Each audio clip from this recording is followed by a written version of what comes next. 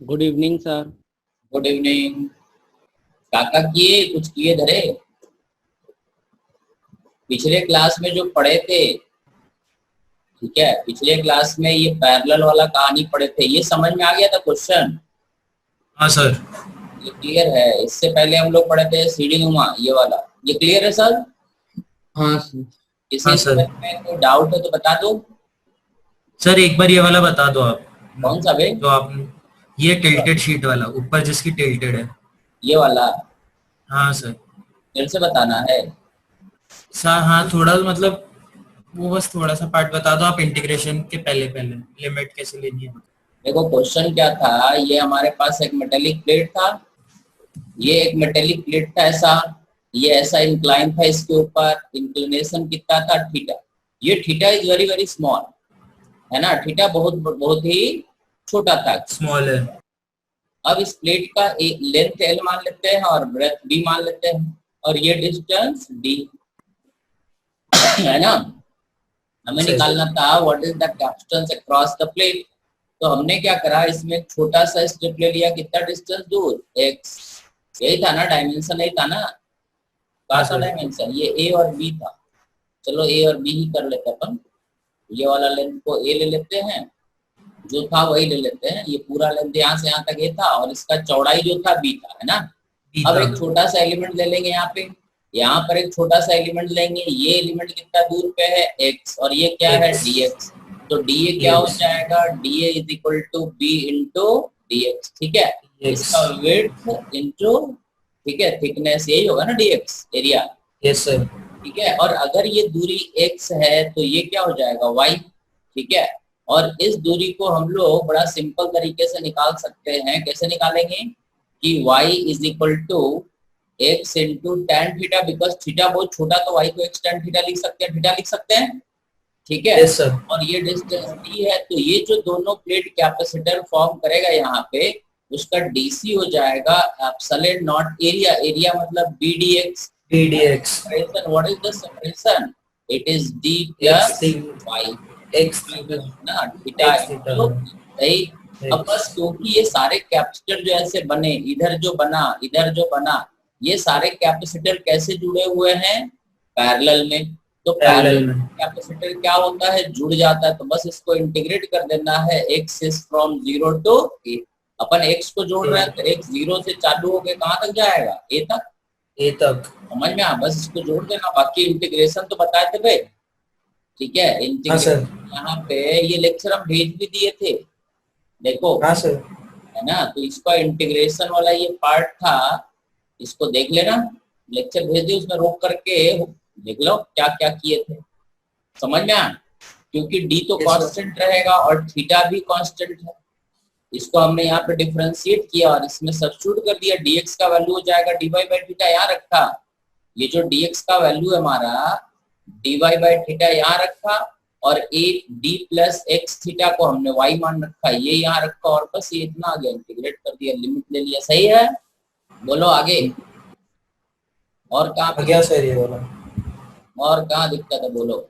चलो तो एक क्वेश्चन अपने को और करना है। तुम लोगों ने एससी वर्मा खोला? Yes sir. खोला सर पहले खोला था। हाँ, पिछले जमाने में खोला था ना, जब हड़प्पा खुदाई होती तब तू खोलोगे हरामखोर। ये क्वेश्चन नंबर 57 दिख रहा है तुमको? Yes sir. हाँ सर। ठीक है, ये पढ़ो, ये बहुत अच्छा क्वेश्चन है, ये होता नहीं है, ये तुम लोग पढ़ो, तुम्हारे किताब में भी होगा, ठीक है। ये अभी जो हम लोग पढ़ रहे हैं उसी से रिलेटेड क्वेश्चन है, बट आसान क्वेश्चन नहीं है ये, ठीक है। देखो जरा, एक capacitor is formed by two square metal plate of edge A separated by distance D. Dielectric of dielectric constant K1 and K2 are filled in the gap as shown in the figure. Find the capacitance between the two plates. ठीक है, समझ में आया question?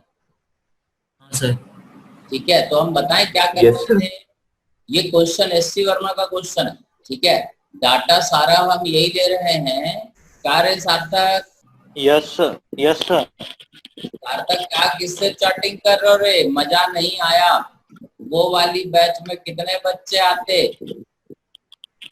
मेरे साथ? Sir वो गलती से हो गया। तो तू कहाँ और दूसरा क्लास भी साथ में अटेंड कर रहे हो काबे? नहीं सर, वो पूछ रहा था कोई तो। हाँ तो मेरे में भेज दो। नहीं हराम को हैं? सर वो गलती से हो गया। हाँ जिसका दिन खराब होता है वो ऐसे ही गलती करता है बे, निठल्ले के बोझ। Sorry sir. ठीक है 57 नंबर जरा पढ़ लो क्वेश्चन, हम बताएं? हाँ सर। ठीक है अब ये सर उसको सीरीज में लेंगे पैरेलल में? अब हम पहले बताएं, डाटा दिखाए तुमको, सीरीज पैरेलल ये नहीं है एक्चुअली। ठीक है थोड़ा कहानी थोड़ा प्रॉब्लमेटिक है। देखो ये फिगर जो है, पहले तो हम फिगर बनाए, चित्रकारी करें कि ये हमारे पास एक स्क्वायर प्लेट। ठीक है अब ये स्क्वायर प्लेट तुम्हें दिखता है कि नहीं दिखता है भगवान जाने, बट ये है स्क्वायर प्लेट, इसमें डाइलेक्ट्रिक एक भरा हुआ। ठीक है ऐसा, और इसके ऊपर एक और प्लेट, हमने ये 3 डायमेंशनल फोटो बनाने का कोशिश कर रहे हैं। ठीक है ये ऐसा, समझ गए? ये ऊपर वाला जो प्लेट है it is actually metallic plate. ठीक है ये मेटेलिक प्लेट है। इधर का डाइलेक्ट्रिक कांस्टेंट क्या है, ये K2 था कि K1 था, भूलेगा डायमेंशन, ये K2 था।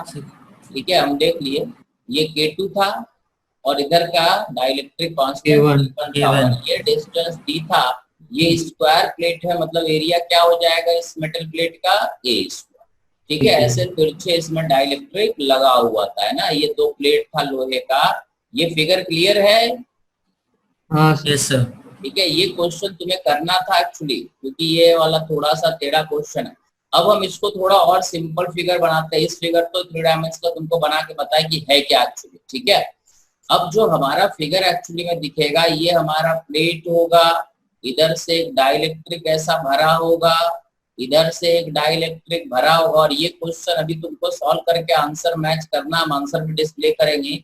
ये K2 होगा और ये K1 होगा। अब इसमें तुम क्या करोगे, देखो पहले तो यहाँ से x डिस्टेंस दूर अपन आते हैं। ठीक है एक छोटा सा एलिमेंट देते हैं कितना, dx। ठीक है तो यहाँ का मेटल और यहाँ का मेटल ये एक कैपेसिटर फॉर्म करेगा, यहाँ से यहाँ तक एक कैपेसिटर बनेगा DC2 और ये बनेगा DC1।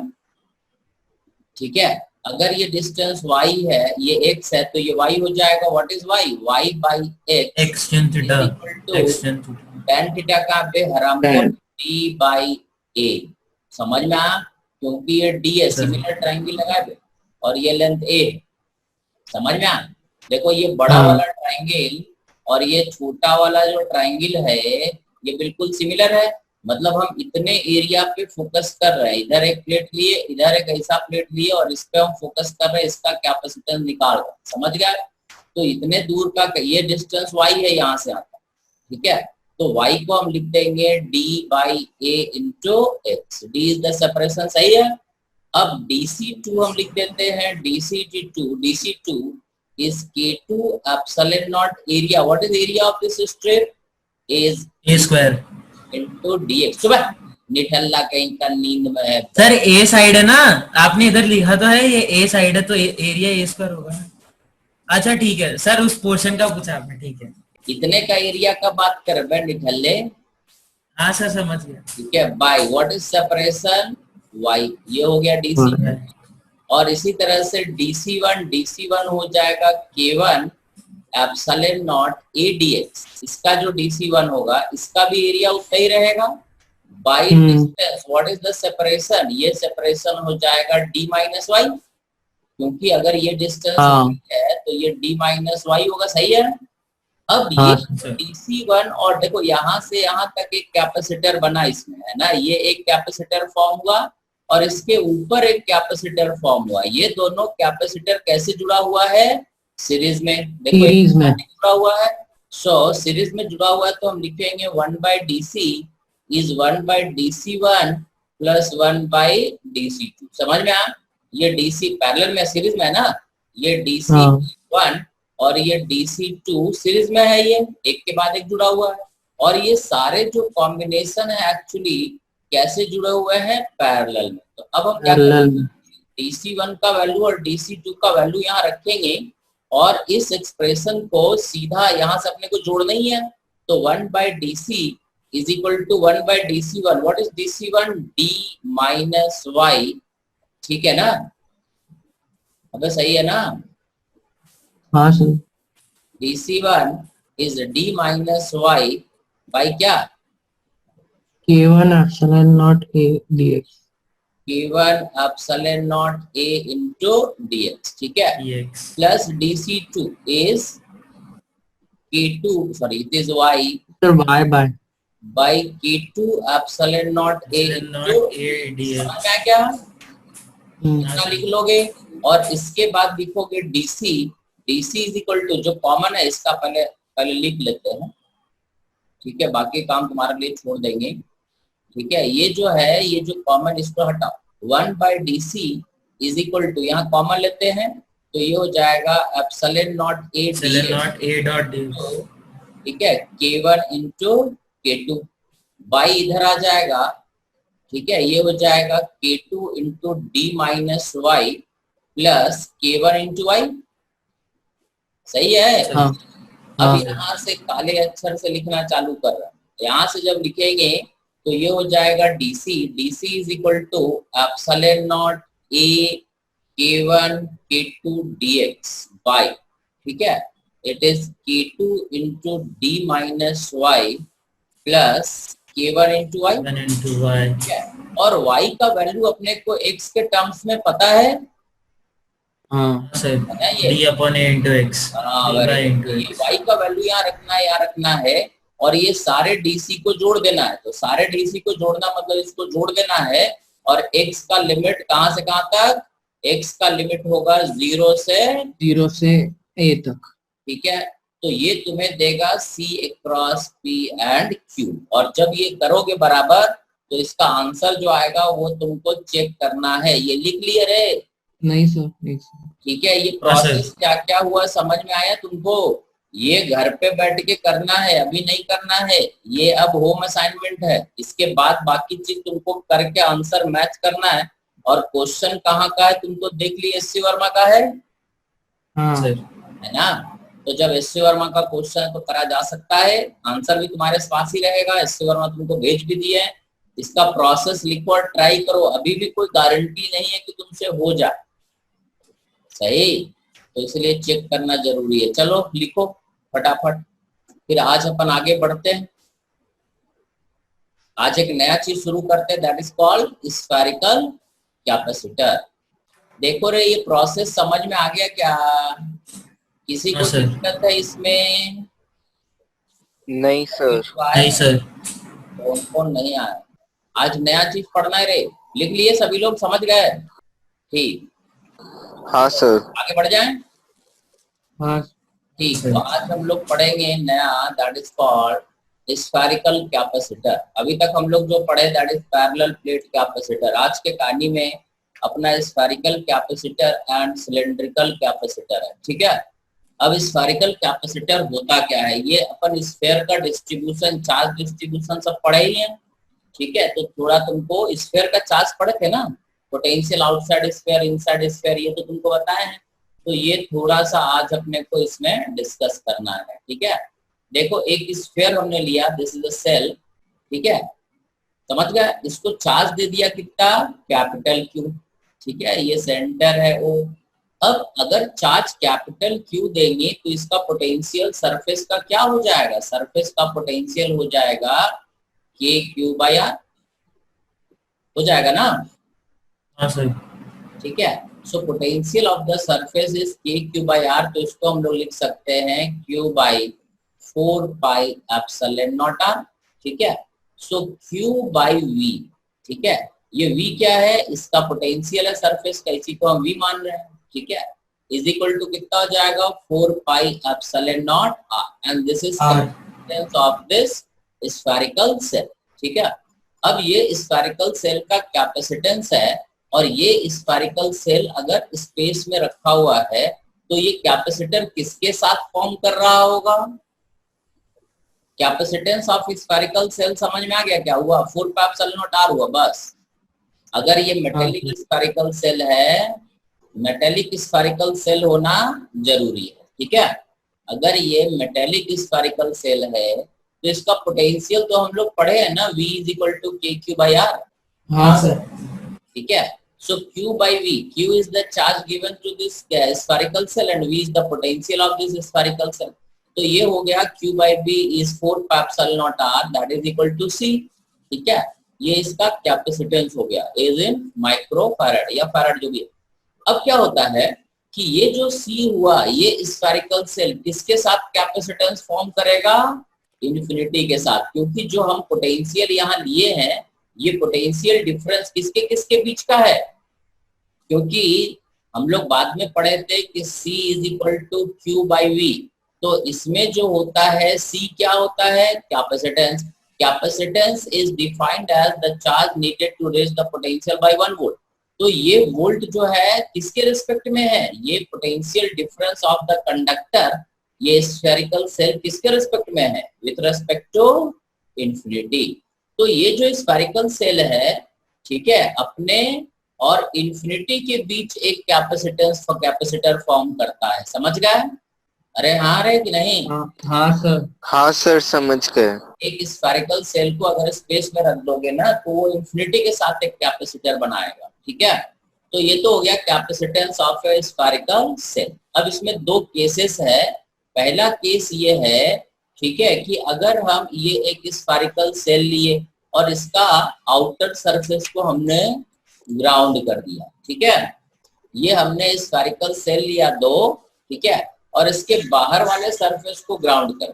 ठीक है, तो क्या होगा कि अगर हम स्फेरिकल सेल को देखें, ठीक है, बाहर वाले सरफेस को ग्राउंड करने से होगा क्या, ये देखना। ठीक है, पोटेंशियल 0 हो जाएगा बाहर वाले सरफेस का। Very good. ये बड़ा वाला था, ये दूसरा सेल है। दूसरा हम फोटो बना रहे हैं, ठीक है, क्योंकि उसमें समझाने में दिक्कत होता है। इसका रेडियस A है, इसका रेडियस B। ठीक है, अगर मान लो बाहर वाले, अब देखो स्फेरिकल कैपेसिटर में बड़ा कॉन्ट्राडिक्शन रहता है। ठीक है, तो यहाँ पे अपने को कॉन्ट्राडिक्शन में नहीं पढ़ना है कि उस किताब में ये दिया हुआ है, इस किताब में ये दिया हुआ है। समझ गया? क्योंकि कई सारे बुक्स में देखो SC वर्मा में स्फेरिकल कैपेसिटर नहीं दिया हुआ। ठीक है, और तुम GC अग्रवाल वगैरह अगर पढ़ते होगे तो उसमें कॉन्सेप्चुअल प्रॉब्लम है। ठीक है, सही कॉन्सेप्ट नहीं दिया हुआ है तो उसमें तुम्हारा कॉन्ट्राडिक्शन होगा, तो वो गलत कॉन्सेप्ट एक्चुअली है। ठीक है, तो हम लोग सोचेंगे कैसे, वो बता रहे कि अगर ये दो स्फेरिकल सेल है, मेटेलिक सेल है, और अगर हम बाहर वाले को ग्राउंड कर देते हैं, ठीक है, अगर बाहर वाले स्फीयर को ग्राउंड कर दिए तो बाहर यहाँ का पोटेंशियल क्या हो गया? 0, और इसका पोटेंशियल भी क्या हो गया? 0।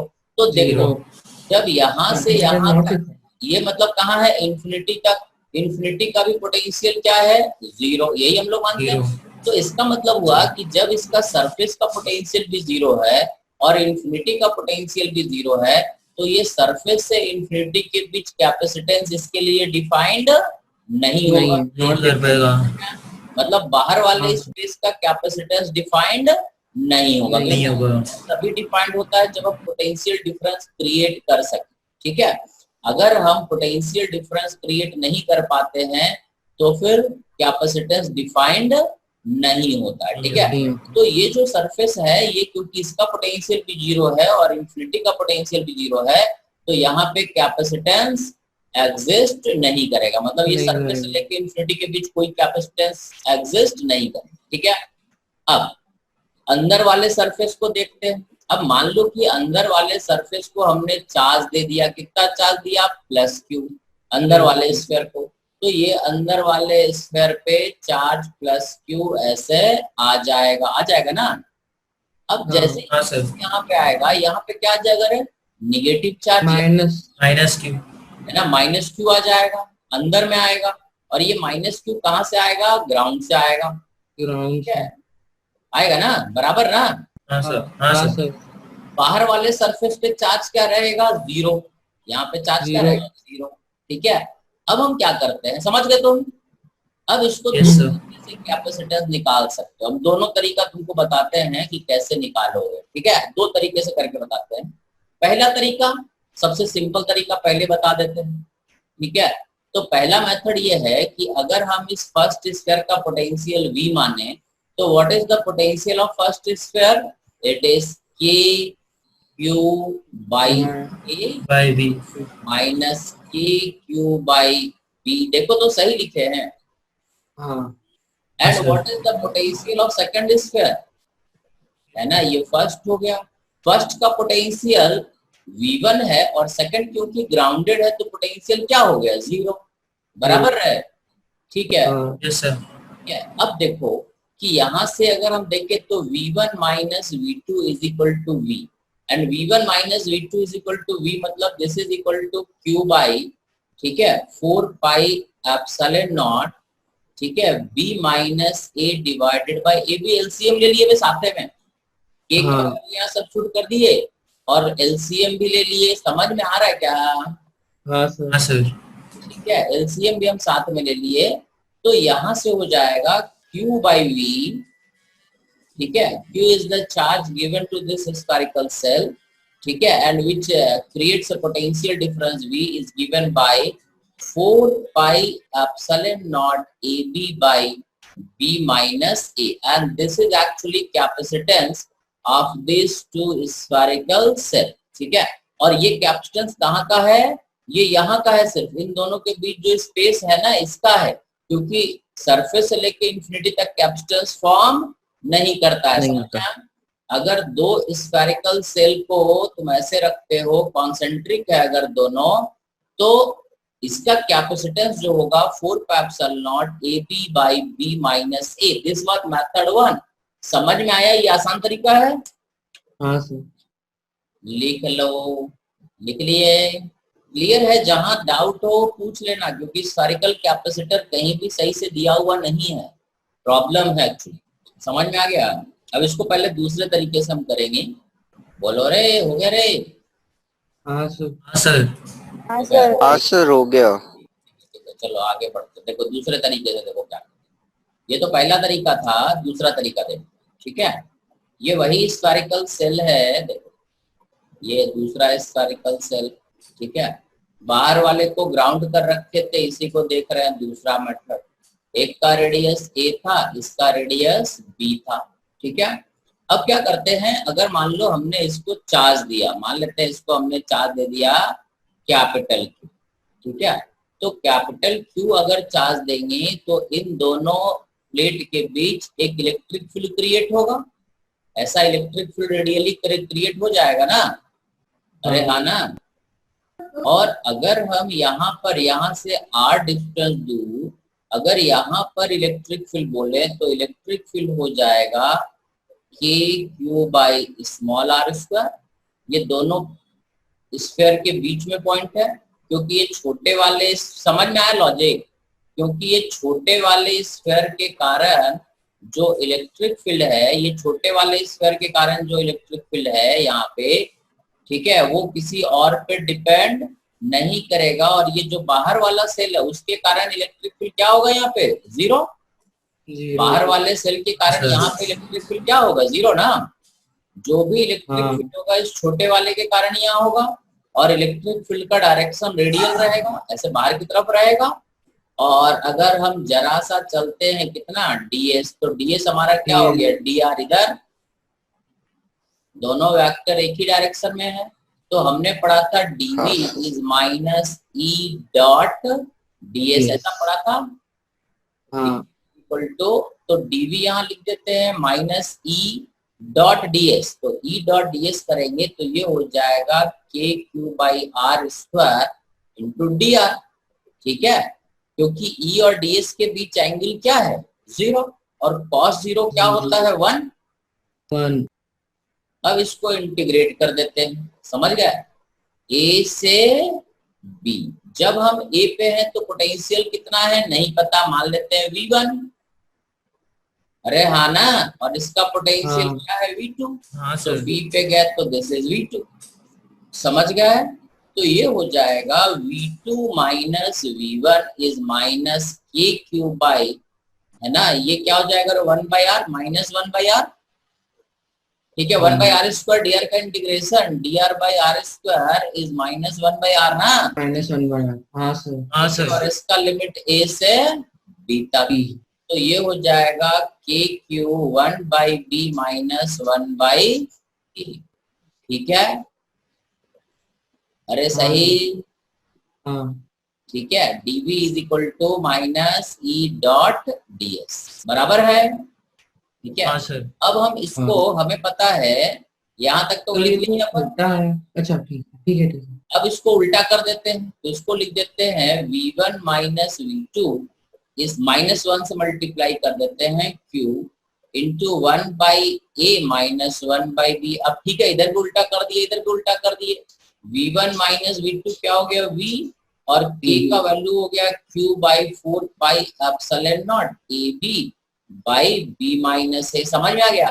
और q by v is equal to 4 pi epsilon naught ab by b minus a, and this is the capacitance between the two sphere. ठीक है, समझ में आया? इफ आउटर इज ग्राउंडेड, ये ध्यान रखना कि जब आउटर ग्राउंडेड है तभी आंसर है, अदरवाइज ये गलत है। Yes sir. समझ गए? हाँ सर। अब देखो, अब एक और लॉजिक अपन पढ़ेंगे। ठीक है, दूसरा लॉजिक ये है, मतलब कहने का मतलब हुआ कि इन दोनों स्फेरिकल सेल के बीच कैपेसिटेंस C1। ठीक है, अब देखो, ठीक है, कि अगर आउटर सरफेस को ना ग्राउंड करके इनर सरफेस को ग्राउंड कर दिए, ठीक है, ये सेल है, ठीक है, ये सेल है, इनर सरफेस को स्फीयर को ग्राउंड करेंगे तब कैसे निकालना। ठीक है, अगर मान लो हमारे पास वही दो स्फेरिकल सेल है, एक का रेडियस a है, दूसरे का रेडियस b है, ठीक है, ये दोनों सेम स्फेरिकल सेल है, वही वाला, ये a और ये b। ठीक है, हमने अंदर वाले को किसी तरीके से ग्राउंड कर दिया। ठीक है, अब अंदर वाले को ग्राउंड करेंगे तब क्या होगा ये देखना अपने को। ठीक है, अब जब अंदर वाले को ग्राउंड करेंगे तो जो हम चार्ज देंगे तो कुछ चार्ज, ठीक है, अंदर आएगा, कुछ बाहर आएगा, तो चार्ज से अब अपने को देखने का जरूरत नहीं। इसका पोटेंशियल क्या हो जाएगा, v1 इज 0। ठीक है, इसका पोटेंशियल हो गया v2। ठीक है, तो ये एक कैपेसिटर, इन दोनों के बीच कैपेसिटर कितना होता है a और b के बीच, C1 जो हम लोग पढ़े, it is 4 pi epsilon naught. ठीक है, कितना रहे, ab by b minus a। ये तो ऑलरेडी हम लोग पढ़ लिए, हम निकाल नहीं रहे, डायरेक्ट बोल दे रहे हैं। ठीक है, C1 हो जाएगा 4 pi epsilon naught ab by b minus, ये C1 हो गया। ठीक है, अब क्योंकि इसका पोटेंशियल v2 है तो ये इंफिनिटी के साथ भी, क्योंकि इंफिनिटी का भी पोटेंशियल क्या होता है, 0, ये इंफिनिटी के साथ भी एक कैपेसिटर फॉर्म करेगा C2, and what is C2, 4 pi epsilon not b। ऐसा ही होता है ना, एक स्फीयर इंफिनिटी के साथ जो कैपेसिटेंस फॉर्म करता है वो कितना फॉर्म करता है, 4 पाई एप्सिलॉन नॉट b। जैसा C2 समझ नहीं आ रहा। देखो देखो देखो, पहला तो काम ये हुआ कि ये जो दोनों स्फीयर है ये दोनों आपस में कैपेसिटर फॉर्म किया, एक C1 जो ऑलरेडी हम लोग निकाल चुके हैं। देखो कैपेसिटेंस एक्चुअली होता क्या है कि कैपेसिटेंस ग्राउंड करने और न करने पे डिपेंड नहीं करता। ठीक है, तुम ग्राउंड करो या न करो, ठीक है, बट यहाँ पे हो क्या रहा है कि जब हम, ठीक है, पिछले क्वेश्चन में चलते हैं, जब हम बाहर वाले सरफेस को ग्राउंड करते हैं, यहां से लेके इसको ग्राउंड कर देते हैं, तो क्या होता है कि ये इंफिनिटी के साथ कैपेसिटर फॉर्म नहीं कर पाता, ये सेकंड स्फीयर और इंफिनिटी के बीच कैपेसिटेंस बन नहीं पाता, बिकॉज है ना, पोटेंशियल डिफरेंस क्या हो जाता है, 0। समझ में आया? ठीक है, तो ये C2 तो गायब हो जाता है, बट C1 तो तब भी रहता है ना। अरे हाँ ना, इन दोनों के बीच C1 तो बनता ही है। C1 इज दिस, मतलब हम दोनों में से किसी को भी ग्राउंड करेंगे, यहाँ का C1 तो सेम रहेगा। ठीक है, ये C2 नहीं बन पा रहा है, वो C2 का प्रॉब्लम, बट ये दोनों स्फेरिकल सेल के बीच जो स्पेस है इसका कैपेसिटेंस तो C1 ही रहेगा, हम बाहर वाले को ग्राउंड करें या अंदर वाले को ग्राउंड करें। बात समझ में आ? जैसे फॉर एग्जांपल मान लो ये पैरेलल प्लेट, ठीक है, इसको समझो, अगर ये पैरेलल प्लेट है, अगर हम इसके बीच का सरफेस का बात करें, अगर हम इसको ग्राउंड कर देते तो कैपेसिटेंस क्या होता है, epsilon naught a by d। यही होता है ना। हाँ हाँ सर।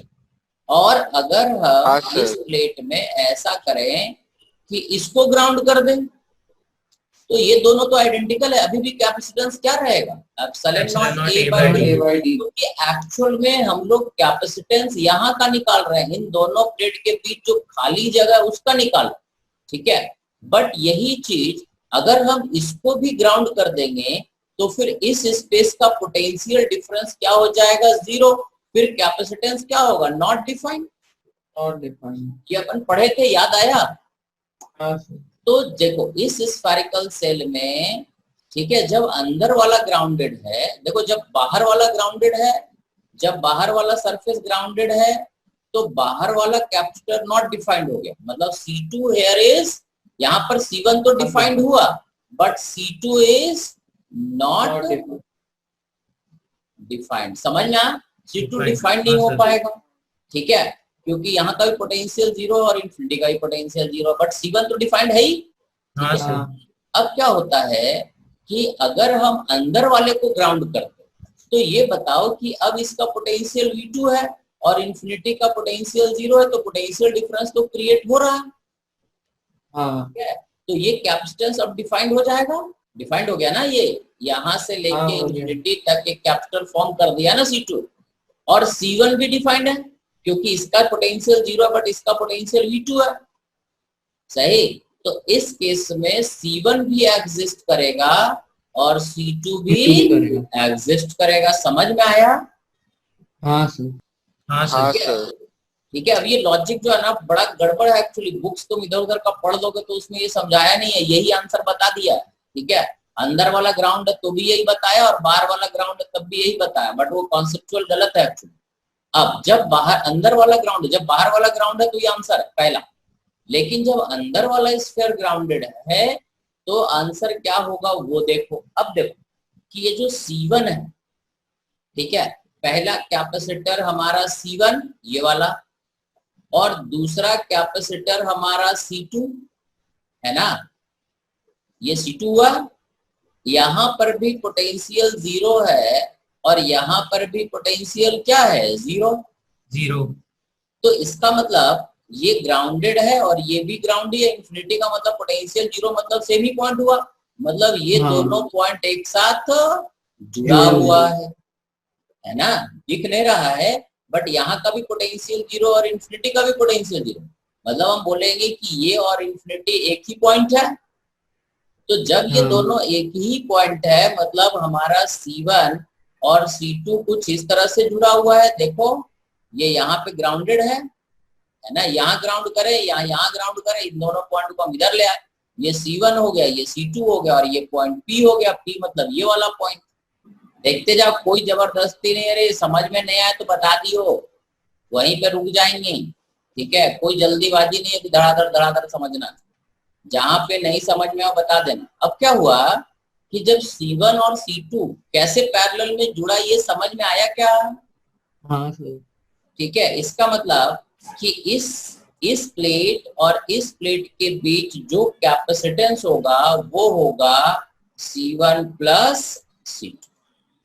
अगर ये प्लेट A प्लेट है और ये B प्लेट है तो एक कैपेसिटर देखो यहाँ बना C1 और ये एक और C2। ये C2 जो है इन्फिनिटी के साथ जुड़ा हुआ है और यहाँ से जुड़ा हुआ है, तो C1 एक यहाँ बना और C2 यहाँ बना।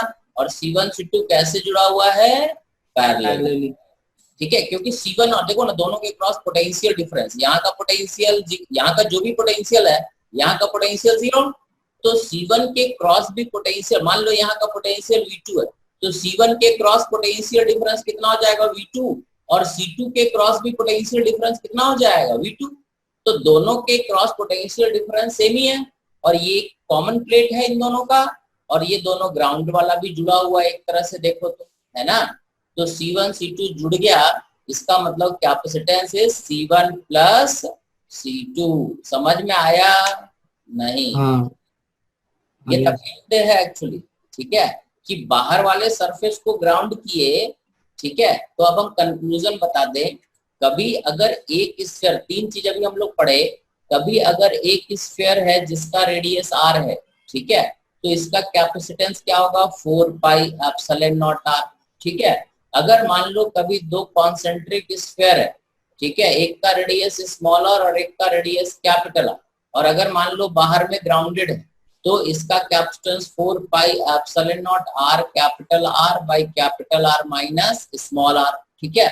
और अगर कभी दो कॉन्सेंट्रिक स्फीयर है और अंदर वाला ग्राउंडेड, मतलब ये ध्यान रखना है, ठीक है, तो इसका कैपेसिटेंस हो जाएगा 4 pi epsilon naught R capital R R minus R plus 4 pi epsilon naught. समझ में आया? ये तीन केस क्लियर हुआ? क्या पढ़े अपन? हाँ सर। अगर एक अकेला स्फीयर है, ये तीनों मेटेलिक होना जरूरी है, अगर एक अकेला स्फीयर है तो कैपेसिटेंस इतना, अगर दो स्फेरिकल सेल है तो उसमें तुम्हें ध्यान देना है कि बाहर वाला सरफेस ग्राउंडेड है या अंदर वाला सरफेस ग्राउंडेड है, ठीक है। अगर बाहर वाला सरफेस ग्राउंडेड है तो आंसर ये, और अगर अंदर वाला सरफेस ग्राउंडेड है तो आंसर ये। समझ गए? क्लियर हुआ रे कि हाँ नहीं? सर। हाँ सर। ठीक है, देख लो। सर वो लिख लें पीछे जो था। हाँ लिख लो लिख लो। कौन सा रही वाला? हाँ सर। तो बड़ा गंदे, फिर से समझा देगा? क्या बोलते हो? फिर से समझा दे ये ग्राउंड अंदर वाला करने का। तनीषा सब है कि नहीं? वैभव, दिव्यांश, फिर से बताना है। सर यही तो। नहीं सर, आ गया समझ में। आ गया? देख लो देख लो, नहीं समझ में आया तो बता देंगे फिर से। कोई जल्दीबाजी नहीं है, जो चीज सीखो अच्छे सीखो। अभी इस पे क्वेश्चन भी करेंगे, फिर अभी सिलेंड्रिकल भी पढ़ना है। इस पे एक क्वेश्चन करते हैं, फिर सिलेंड्रिकल कैपेसिटर पढ़ना है। ए बंस, हरामखोर बंस, ए बंस, कहाँ से रे तू अभी तक? अभी चुपके से हाथ तोड़ दे जा रहे सर एक्चुअली हैं? सर भूल गया था, दिमाग से निकल गई। कहाँ थे इतने देर? अरे सर भूल गया था, भूल गए थे ना? टाइम देखा ही। तो सो रहे हो गबे, पता है हमको, नींद निकाल रहे हो। पूरा लॉकडाउन में तू हाथी हो गो खा खा के हराम का। समझ में आते? पक्का सो रहे हो जाता। चलो ठीक है, चलो आगे बोलो रे। सर इसको लिखे कहाँ से, ये थोड़ा बता दो, कहाँ से कहाँ लिखे? देखो तीन केस हम लोग पढ़े। ये वाला एक केस जो अंदर वाला ग्राउंड बाहर वाला ग्राउंडेड था, ये तो लिख लिए। अरे ये लिख लिए शाश्वत।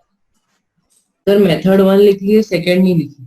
हाँ सेकंड मेथड ये रहा, लिख लो पहले इसको, है ना। If outer surface is grounded तब कैसे कैपेसिटेंस निकालना ये देख लो। ऐसे हम ये लेक्चर भेज भी देंगे तो तुम होल्ड कर करके लिख लेना। जहाँ लिख लिए, ठीक। ये नीचे रहा ये वाला स्टेप,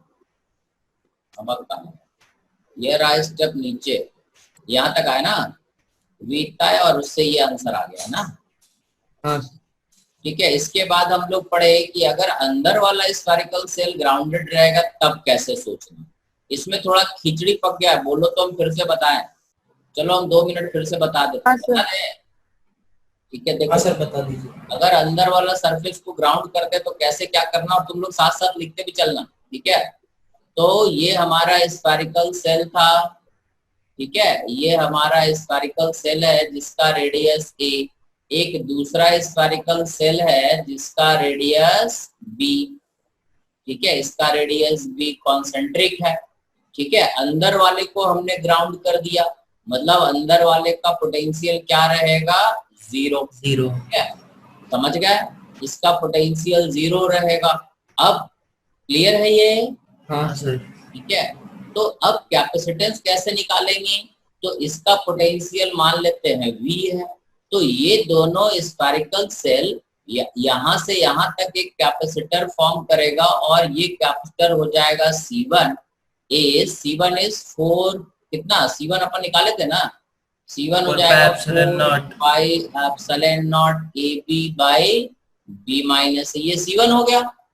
लेकिन इसका पोटेंशियल अगर 0 है तो इन्फिनिटी का भी पोटेंशियल क्या है? 0।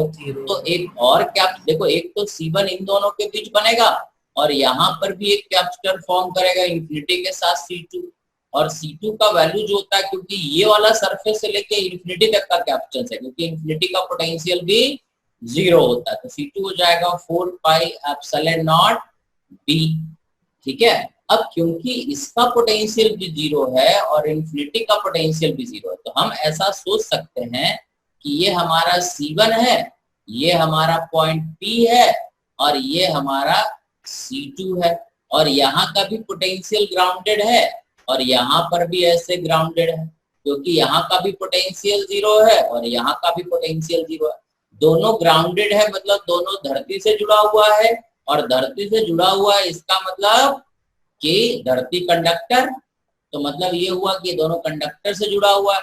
इस चीज को हम ऐसा कर सकते हैं कि ये C1 हो गया, ये पॉइंट P हो गया, ये C2 हो गया, और इन दोनों का एक टर्मिनल धरती से जुड़ा हुआ है, ये C2 है। मतलब अब देखो कि C1 और C2 का दोनों टर्मिनल एक साथ है, यहाँ से यहाँ तक और यहाँ से यहाँ तक एक साथ जुड़ा हुआ है। इसका मतलब C1 और C2 कैसे जुड़ गया? पैरेलल में, पैरेलल क्रॉस AB। A मतलब हमारा ये पॉइंट है, B मतलब ये पॉइंट है, इस C1 प्लस C2। समझ में आया क्या? हाँ सर। हाँ सर। ठीक है, सो ये C1 और ये C2 का वैल्यू हो जाएगा टोटल इक्विवेलेंट कैपेसिटेंस। ठीक है, बट अगर कभी समझ गया, अंदर वाला अगर ग्राउंडेड है तो आंसर ये लिखोगे C1 प्लस C2। बाहर वाला सर्फ स्फीयर अगर ग्राउंडेड है तो आंसर इज ओनली C1। ठीक है, समझ गए? और अगर मान लो ग्राउंडेड नहीं बोला तो तुम्हें ये ध्यान रखना पड़ेगा क्वेश्चन में, कि क्वेश्चन में अगर मान लो ग्राउंड नहीं किया और बोला A और B के सरफेस, इनसाइड सरफेस जो खाली स्पेस है इसका कैपेसिटेंस क्या होगा, तो इसका मतलब तुम्हें सिर्फ C1 बताना। ठीक है, और अगर बोला इन्फिनिटी के साथ कैपेसिटेंस क्या फॉर्म होगा तो तुम्हें सिर्फ C2 बताना।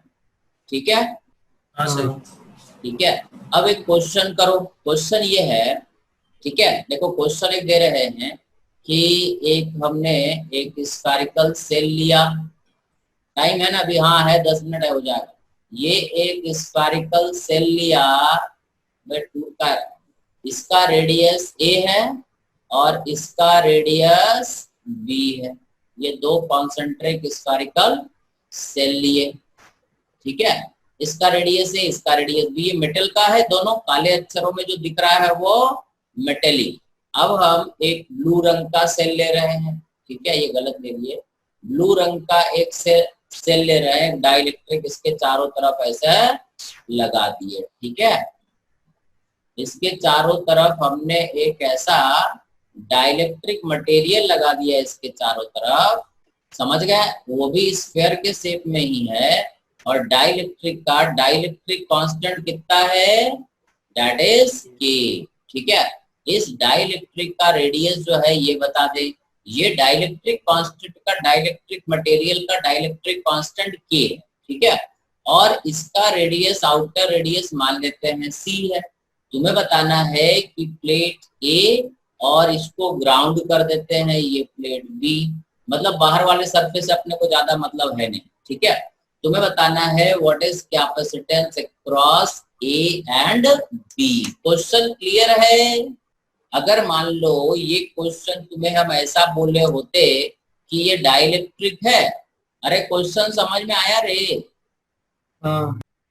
ठीक है, अगर हम तुम्हें ये बोले होते कि पूरा ही डाइलेक्ट्रिक भर दिए, अगर हम ऐसा क्वेश्चन दिए होते, अगर हम तुमसे क्वेश्चन, इसको सिलेंड्रिकल बाद में कल पढ़ेंगे, अगर मेरा क्वेश्चन ये होता कि ये एक स्फेरिकल सेल है, ये एक स्फेरिकल सेल है और इसके बीच में हमने पूरा ही डाइलेक्ट्रिक भर दिया, ठीक है, इसके बीच में पूरे स्पेस में अगर डाइलेक्ट्रिक भर दिया जिसका डाइलेक्ट्रिक कांस्टेंट K है, ऐसा हो सकता था।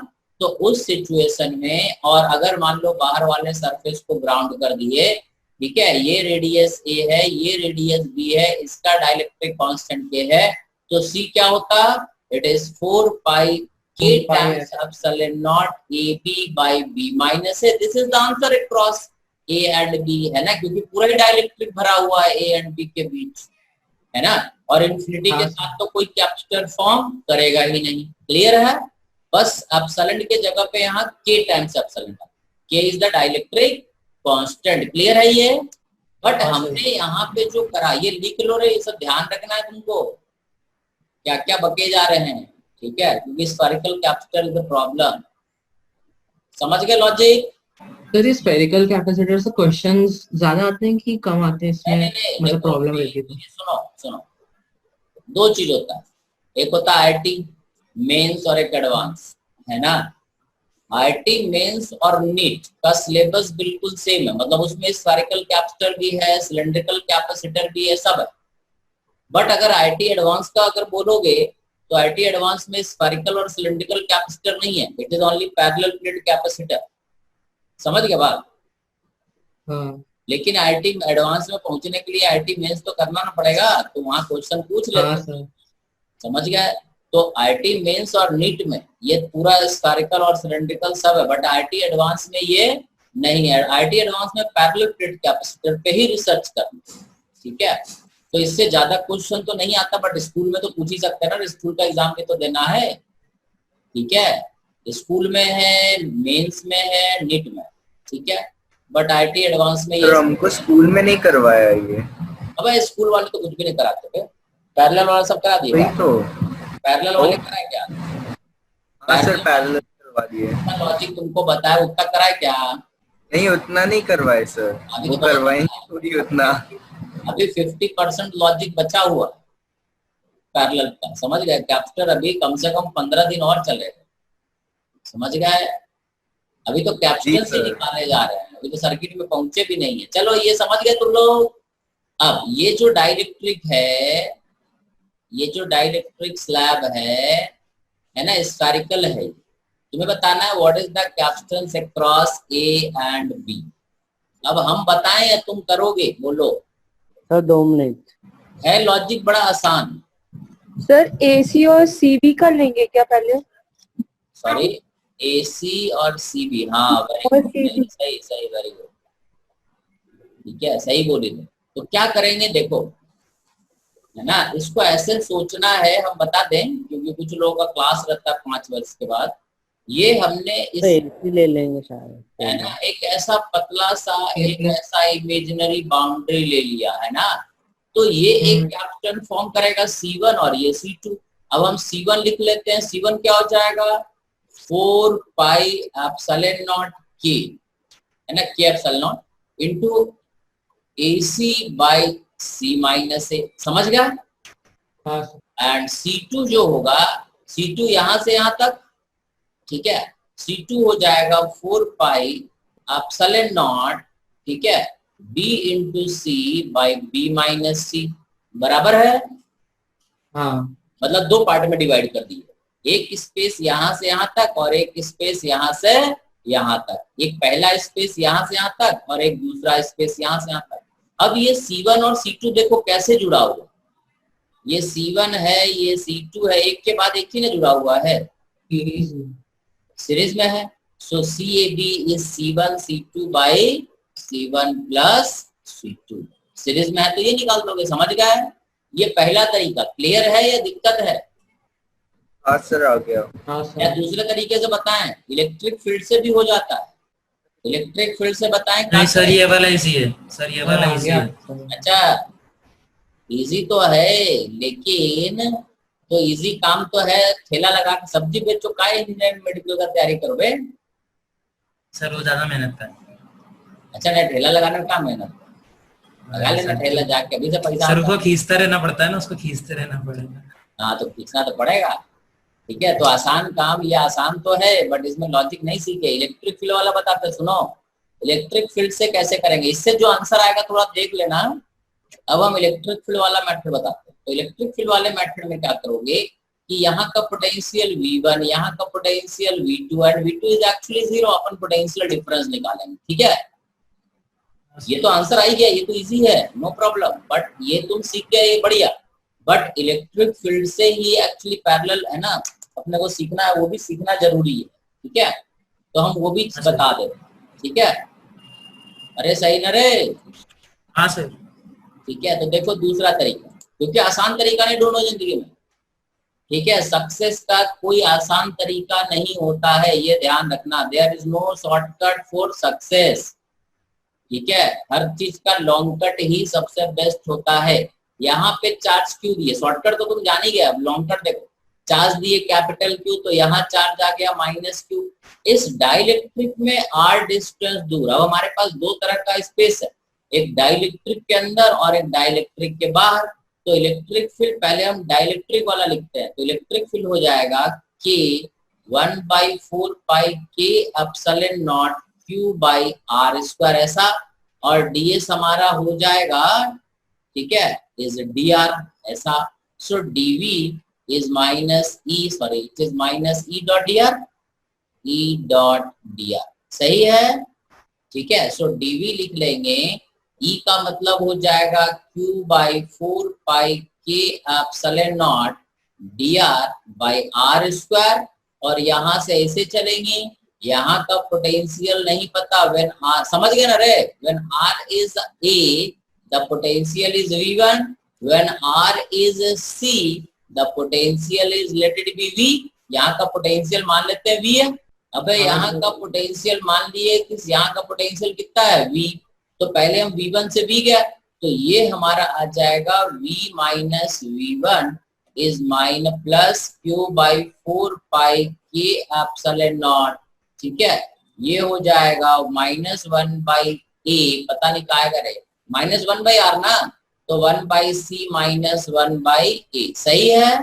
अरे बकोरे, हाँ सर। इसी तरह से अब हम दूसरे जगह और चलेंगे, थोड़ा बाहर चलते हैं, डाइलेक्ट्रिक से बाहर वाला स्पेस सेकंड, यहाँ पर r डिस्टेंस दूर इलेक्ट्रिक फील्ड होगा, क्योंकि इलेक्ट्रिक फील्ड दो तरह का, इसमें अलग इसमें अलग।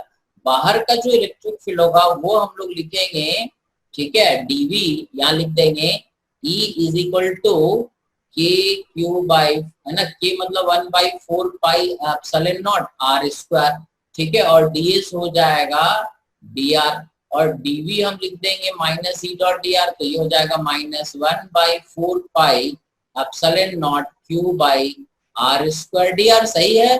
और इसको जब इंटीग्रेट करेंगे तो हम कहां से कहां जाएंगे, C से, है ना, C से B तक, ठीक है, और C पे पोटेंशियल V था और B पे पोटेंशियल V2 था, समझ गया, तो ये आ जाएगा V2 माइनस V, समझ गए भाई, is equal to Q by 4 pi epsilon naught 1/B minus 1/C, सही है। अब क्लियर है, इन दोनों को जोड़ दियो, इस एक्सप्रेशन को और इस एक्सप्रेशन को जोड़ देना, तो जोड़ोगे तो क्या बन जाएगा वो लिख देते हैं, it will give you V2 minus V1 by adding, ठीक है, ऐड करेंगे तो ये V और V कट जाएगा, ये बच जाएगा Q बाई 4 पाई, ठीक है, epsilon naught 1/B minus 1/C plus Q by 4 pi K epsilon not 1/C minus 1/A, और ये हमारा हो गया potential difference V2 minus V1, तो एक्चुअल में अपने को V1 माइनस V2 चाहिए था, है ना, क्योंकि पोटेंशियल 1 का जाता होगा, V2 तो 0 है, सो ये हो जाएगा माइनस दोनों तरफ लगा देते हैं, Q by 4 pi epsilon not common ले लेते हैं, 1/C माइनस 1/B, अरे बराबर है, plus by K into A minus 1/K into C, देखो इसको भी माइनस कर दिए, इसको भी माइनस कर दिए, K बाहर आ गया, KC इधर हो गया और K इधर हो गया, बराबर है। अब यहाँ से Q बाई V कर दियो तो C क्रॉस A भी आ जाएगा, और वही आंसर, ये वाला वैल्यू वही आना चाहिए निठल्लो जो ये था, ठीक है, इसको, इसका जो वैल्यू आएगा C1 C2 लिखा हुआ है ना यहाँ, ये जो आएगा और ये जो आंसर है इससे जो आएगा Q बाई V, ये दोनों सेम होना चाहिए, नहीं समझे रे, आ गया सर। लिखो, लिख लो, और इसको घर पे चेक करना है कर करके, ठीक है। तो सिलेंड्रिकल बचा है, सिलेंड्रिकल जरा सा ही है, क्योंकि सिलेंड्रिकल एक ही डिफाइंड होता है, दूसरा डिफाइंड ही नहीं होता है, तो सिलेंड्रिकल कैप्स्टर अब कल परसों पढ़ा देंगे, ठीक है। और थोड़ा टेस्ट का तैयारी कर लो, संडे को टेस्ट नहीं बन पाया अभी, ठीक है, मंडे ट्यूसडे या वेडनेसडे थर्सडे कभी ले लेंगे, ठीक है, संडे को कल नहीं हो पाएगा क्योंकि वो बनाया नहीं ऑपरेटर। चलो तो अगले दिन पढ़ते हैं, ठीक है।